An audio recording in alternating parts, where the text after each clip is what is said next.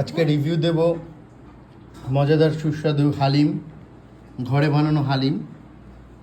উপরে চাট মশলাগুলো একেবারে চেয়ে আছে চোখের দিকে, যে আমাকে খাও আমাকে খাও। আর সাথে লুচি, লেবু। আর অপেক্ষা না করে খাওয়া শুরু করি। কেমন হলো দেখি। সাথে আছে লুচি, লেবু।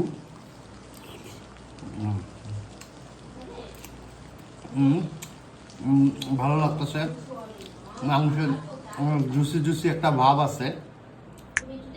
তারপর বেরেস্তার সাথে ওই মাংসের জুসি ভাবটা মিলে যে যে একটা যে সেই একটা স্বাদ লাগতেছে।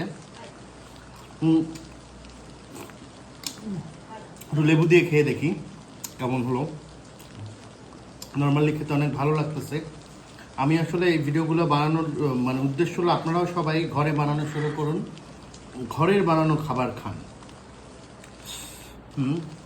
একটুখানি চেষ্টা করলেই আপনি ঘরে সুন্দর মজাদার মজাদার খাবার বানিয়ে ফেলতে পারেন।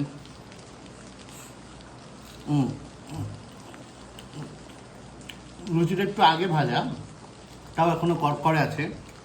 সাথে হালিমটার সাথে কামড় দিলে একটা অন্যরকম মুখের মধ্যে একটা জম্পা শুরু হয়,